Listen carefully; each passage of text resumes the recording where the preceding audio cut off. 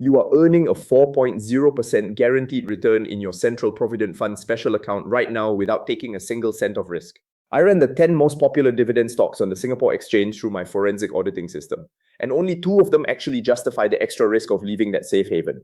This is the exact math that the remaining 8 companies do not want you to look at. I had to run the data twice for this piece because the numbers were that uncomfortable. My job is simple, even if the balance sheet is not.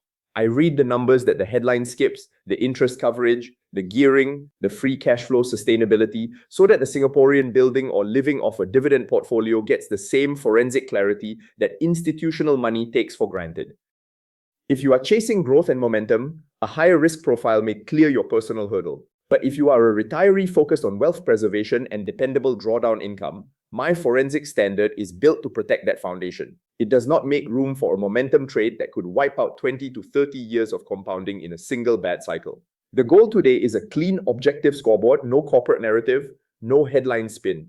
Just which Singapore Exchange counters genuinely earn their place in an income portfolio. I focus directly on interest coverage, gearing ratios, and long-term free cash flow sustainability. These are the numbers the marketing brochures skip entirely. This structural framework gives institutional-grade clarity to the everyday Singaporean building or living off a dividend portfolio. This piece is a lightning audit designed to cut through the noise and examine the raw math behind your distributions. Let us start with a basic reality check that I like to call Kopitiam logic. When you leave your money inside your Central Provident Fund Special Account, the government guarantees you a straight 4.0% annual return. You do not have to worry about stock market crashes, property devaluations, or corporate management making bad decisions. The money simply grows safely inside that structural sanctuary, completely insulated from market volatility.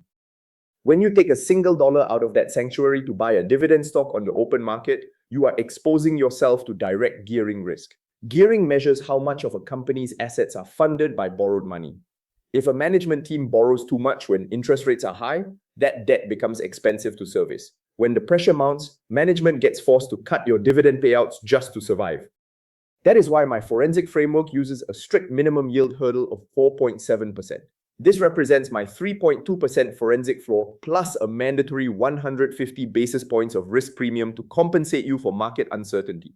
If a stock cannot pay you at least 4.7%, it fails the retirement test. You would be taking on equity volatility for a return that barely beats a risk-free government account. The mathematical reality of retirement investing in Singapore comes down to a very simple spread calculation. If you move your hard-earned cash from a guaranteed 4.0% Central Provident Fund Special Account into a Singapore Exchange dividend stock yielding 4.55%, you are exposing your capital to debt refinancing shocks and management mistakes. What do you get in return for taking on that corporate risk? An extra return of just 55 basis points, just over 0.5%. That is a microscopic premium for an enormous amount of balance sheet risk. When the market turns against you, that extra 0.5% will not protect your portfolio from permanent capital loss. Protect the foundation first. We are now going to run our 10 popular stocks through the forensic screen. We look at 3 numbers for each name: the current dividend yield, the gearing ratio or capital buffer, and the final forensic zone verdict. This live forensic scoreboard is current as of June 3rd, 2026. Look at the range here. Yields running from 3.85% up to 9.16%. Paired with drastically different gearing profiles. That variance is exactly why a blind hunt for headline yield is dangerous. High yield often masks highly leveraged balance sheets that blow straight through our core defensive ceilings. Overseas Chinese Banking Corporation takes the only Zone 1 fortress spot.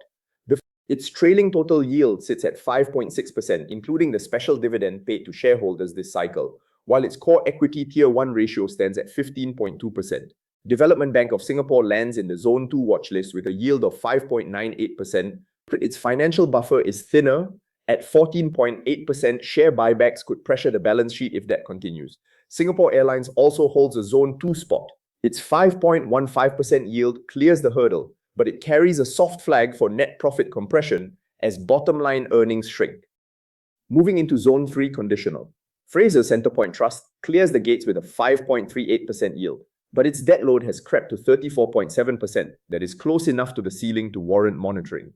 Sasser REIT shows a massive headline yield of 9.16% and low debt at 25.1%. But it triggers a soft flag because more than 70% of its revenue comes from retail assets in China. Keppel DC REIT falls into Zone 3 because its 4.55% yield fails our 4.7% hurdle. while gearing sits at 34.8% and is trending upward. Now we hit the Zone 4 failures. Capital and Integrated Commercial Trust is paying 6.82%, but its gearing is a bloated 37.4% that breaches our 35% safety ceiling. Mapletree Logistics Trust has a verified gearing ratio of 46.6%, a clear and significant breach that puts it firmly in Zone 4 caution. Singtel fails on yield at 4.19%, with distributions partly funded by one-off asset sales. Parkway Life REIT fails because its 3.85% yield pays you less than your guaranteed Central Provident Fund Special Account, while exposing you to full market volatility. A common question worth addressing directly. If your special account is already maxed out, does the 4.7% yield hurdle still apply to the dollars sitting outside the Central Provident Fund system? The answer is yes. The hurdle has nothing to do with what Central Provident Fund will or will not pay you. It is the minimum return that justifies the risks you are taking on by being in the open market at all.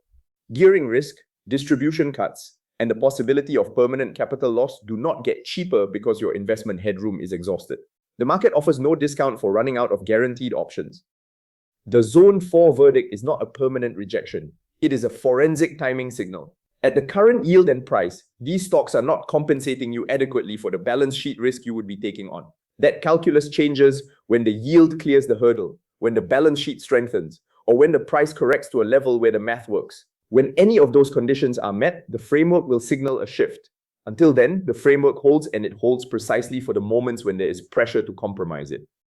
Let us zoom in on what true forensic strength looks like by comparing our top two banking entities. When a company passes the framework properly, its income streams are backed by a fortress balance sheet. We look at the exact standards required for a Zone 1 or Zone 2 designation against actual performance metrics to show how these banking profiles diverge under stress. Overseas Chinese Banking Corporation clears the Zone 1 yield requirement on a trailing total basis at 5.6%, backed by a clean bad debt ratio of just 0.9%, less than 1 cent in every dollar lent is at risk of default. One thing worth watching, its core equity Tier 1 ratio of 15.2% sits in the Zone 2 band even while its yield earns Zone 1. The yield gate is the primary classifier, so this is not a demotion. But that number deserves a close look at the next earnings cycle. Development Bank of Singapore performed strongly on yield at 5.98%, its best result in recent cycles. But its financial buffer sits at 14.8%, a thin margin between Zone 2 and Zone 3. If net interest margin compresses in a shifting rate environment, a swift downgrade follows. The buffer here is real but not comfortable. This one needs active monitoring. The difference between a sanctuary and a yield trap is often decided in a single trading session. While free subscribers are stuck reading yesterday's story, Iggy's elite investors are already cross-checking the next setup together in real time. Members get the full forensic picture the moment it is finalized, zero-day breakdowns, the complete red zone watch list, and institutional-grade cheat sheets built around this exact 5-layer audit. For 9 Singapore dollars a month, which is less than a kopi and kaya toast set at Raffles Place, you stop being the exit liquidity and start being the analyst. Seeing 8 out of 10 popular stocks fail the retirement screen might make you think I am permanently bearish on Singapore equities. I am not. A Zone 4 caution verdict is a temporary timing signal. Take Capital and Integrated Commercial Trust as an example. Its current yield is highly attractive at 6.82%, but its gearing ratio of 37.4% means that $37.40 of every $100 in assets is funded by debt. In a high interest rate environment, that debt acts as an anchor on growth, forcing income towards servicing loans rather than flowing to you. If the price drops or debt is paid down to bring gearing below 35%, the calculus shifts instantly and the stock moves back onto the watch list. The same logic applies to Parkway Life REIT. The business quality of those defensive healthcare assets is genuinely strong, but the price has compressed the yield to 3.85%, and a defensive investor does not compromise the framework just because they are tired of holding cash. This brings us to the ultimate rule of defensive wealth management, which is the 25% concentration rule. This rule dictates that no single economic sector or individual stock should ever account for more than 25% of your total net asset value. Your retirement portfolio should treat your guaranteed Central Provident Fund Special Account as the unbreakable concrete foundation, using high-yielding dividend stocks exclusively as a supplement to boost cash flow, never as the core strategy itself. This table is the forensic argument in one view. Your Central Provident Fund Special Account pays 4.0% with a sovereign guarantee behind it. That is the sanctuary benchmark, and nothing in this table comes close to matching it for safety. Singapore savings bonds at 2.11% and 6-month T-bills at 1.45%. Both carry sovereign guarantees, but neither clears the 3.2% forensic floor. The average Singapore Exchange dividend peer sits at 4.55%. But that yield comes with equity exposure, gearing risk, and the real possibility of a distribution cut. It fails the 4.7% hurdle. The forensic target yield at 4.7% is the minimum baseline where the risk of being in the open market at all begins to be mathematically justified. Note the SSB and T-bill figures on screen are current as at early June 2026 and will move at every issuance cycle. 3.2% is the conservative floor, the number I audit against when I am not assuming the sunny day, I am auditing for the storm. 4.7% is the minimum hurdle, the floor plus 150 basis points of mandatory risk premium. Here is the number that matters right now. T-bills are sitting at 1.45% today.